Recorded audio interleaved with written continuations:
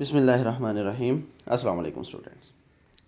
آج کا ہمارا ٹاپک ہے ریئلزم. ریئلسٹک موومنٹ کے بارے میں آج ہم بات کریں گے.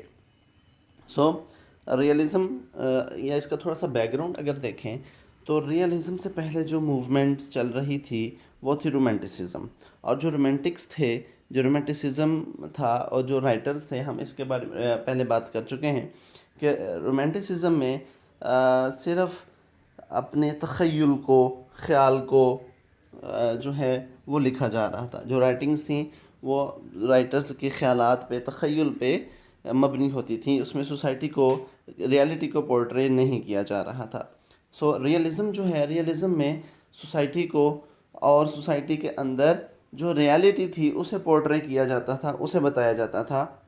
یہ بیسک ڈفرینس ہے رومانٹسزم اور ریئلزم کے بارے میں. اور ون پنچ لائن اگر دیکھیں کہ ریئلزم تھا کیا، تو یہ ہے کہ اس ریئلزم وہ موومنٹ تھی جس میں ہم سوسائٹی کی ریالٹی کو پورٹرے کر رہے تھے. اب یہ شروع کب ہوئی؟ یہ شروع ہوئی تھی 19th سینچری کے مڈ میں، یعنی کہ 1850 کے قریب کہیں شروع ہوئی تھی اور تقریباً 1915 تک یہ موومنٹ چلتی رہی.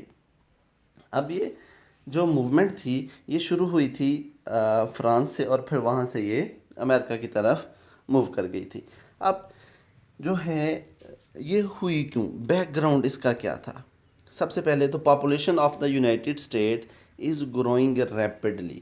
اس دور میں جو امریکہ کی پاپولیشن تھی وہ بڑی تیزی سے بڑھ رہی تھی. پھر پاپولیشن کے ساتھ ساتھ science, industry and transportation are expanding.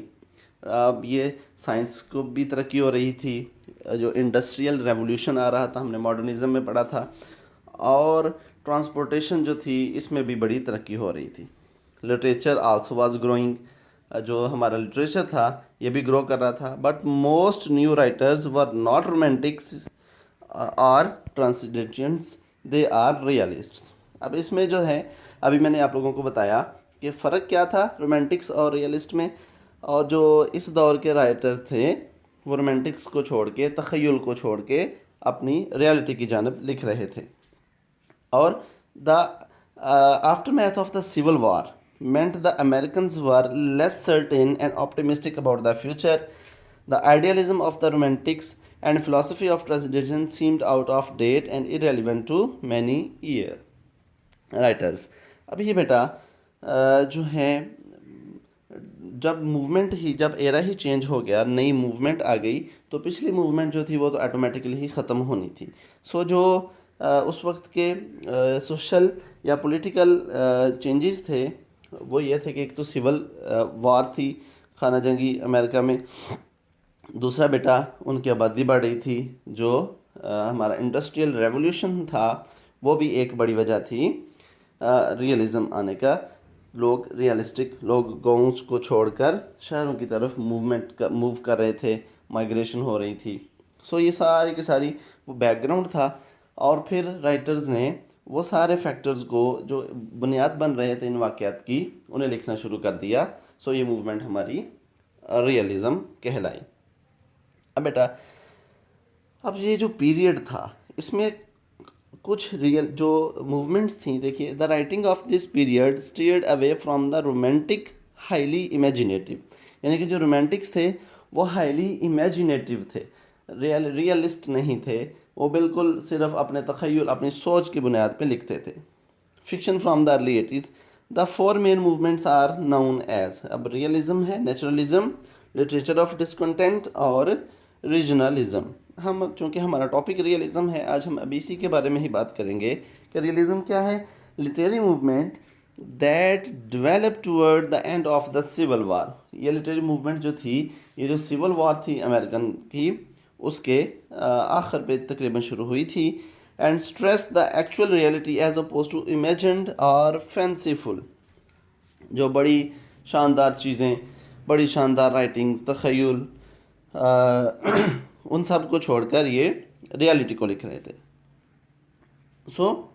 Y did this literary movement come about? اب یہ آئی کیوں؟ Rejection against romanticism. یہ تو ہم شروع سے ہی لیکچر کی شروع سے ہی بات کریں بیٹا کہ یہ ریجیکشن تھی رومانٹسزم کا, یعنی کہ رومانٹکس جو لکھ رہے تھے انہیں سٹاپ کروا کر انہوں نے یہ ریالٹی لکھنا شروع کی تھی. اب ریجیکٹڈ ہیروئک, ایڈونچرک اور انفیملیئر سبجیکٹس, جو بڑے ہیروئک, یہ سارے کی ساری چیزیں جو تھیں انہوں نے ایڈونچرس انفیملیئر چیزیں جو ہیروئک تھے ان سب کو چھوڑ دیا تھا. The harsh reality of frontier life and the civil war shattered the nation's idealism.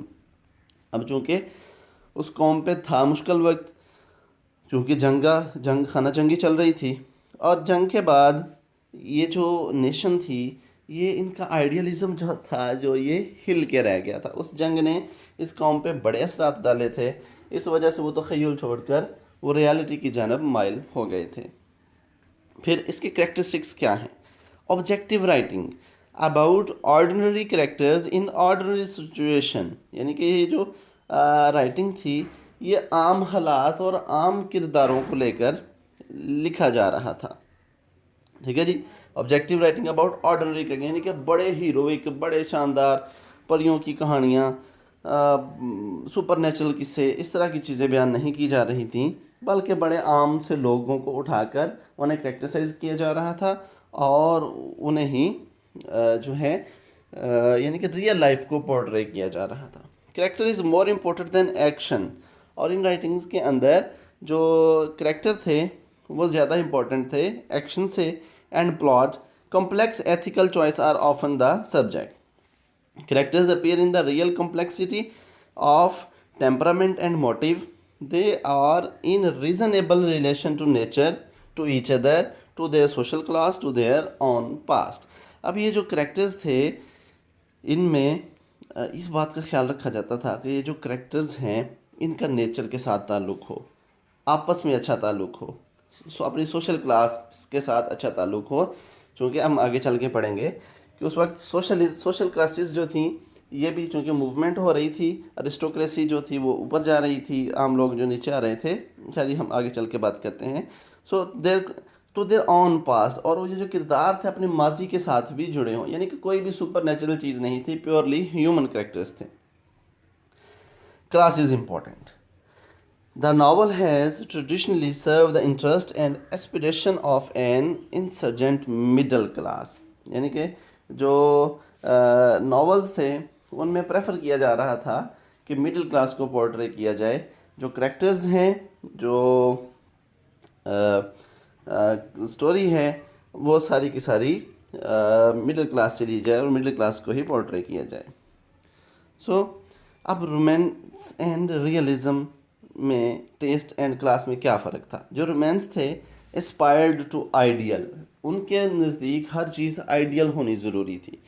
Thought to be more genteel since it did not show the vulgar detail of life. یہ ایسے خیالات تھے جو زندگی کے ولگر چیزوں کو نہیں دکھاتے تھے, یعنی کہ ہر چیز پرفیکٹ. رومانٹکس جو تھے یہ ہر چیز ان کے خیال میں پرفیکٹ ہونی چاہیے تھی. جو ریئلزم تھے thought to be more democratic, ان کے جو تھاٹس تھے یہ ڈیموکریٹک ہونے چاہیے تھے میان عربی کے ساتھ. Critics stress the potential for vulgarity and its emphasis on the commonplace, potential poison for the pure of mind. اب بیٹا یہ جو ہم شروع سے اس بارے میں بات کر رہے ہیں کہ رومانٹکس اور ان کا فرق یہ تھا کہ وہ ہر چیز کو آئیڈیل بڑے خیالوں اپنے کے مطابق بتاتے تھے, اور ریئلسٹ جو تھے یہ سوسائٹی کو پورٹرے کرتے تھے. Simple is that. How did this literary movement prevail? اچھا, دا انڈسٹریل ریولیوشن. ہم پہلے بات کر چکے ہیں کہ یہ جو لٹریری موومنٹ تھی پیچھے اس کے وجہ کیا تھی کہ انڈسٹریل ریولیوشن تھا. Economic, social and political change that took place in post war life allowed American realism to succeed. یعنی کہ اب وہ ایک تو جنگ تھی, سول وار کے بارے میں ہمیں پڑھا, اور سول وار کے بعد پھر یہاں پہ جو ہے انڈسٹریل ریولیوشن شروع ہوا, بڑے پیمانے پہ انڈسٹری لگنا شروع ہوئی, لوگ گاؤں کو چھوڑ کے شہروں کی جانب آنا شروع ہوئے. سو پھر اکنامک, سوشل اور پولیٹیکل چینجز آئی معاشرے میں that took place in post war life, اور ان چیزوں نے جو امریکن ریئلزم تھا اسے کامیاب بنایا. اور پھر اپٹون سنکلیئرز دا جنگل، اچھا سوری اسے چھوڑیے. سو یہ ہمارا آج کا جو ٹاپک تھا ریئلزم اور اس کا انٹروڈکشن. اب یہ جو ریئلسٹک موومنٹ تھی بیٹا، اب یہ کچھ اس کی کائنڈز ہیں اور کچھ جو ہے یہ ہم اس کے بارے میں بات کریں گے کہ اس کا آرٹ میں کیا اثر تھا، اس کا میوزک پہ کیا اثر تھا، اور مینی مور تھنگس. سو آج کا ہمارا جو لیکچر تھا وہ انٹروڈکشن ٹو ریئلزم تھا. آپ لوگ ابھی لیکچر دیکھ لیجئے. سو اگر کسی کا کوئی کویسچن ہو تو میں اویلیبل ہوں، آپ لوگ مجھے فریلی بتا سکتے ہیں. انشاءاللہ اگلے لیکچر میں دوبارہ آپ لوگوں سے ملاقات ہوگی. تب تک کے لیے اللہ حافظ.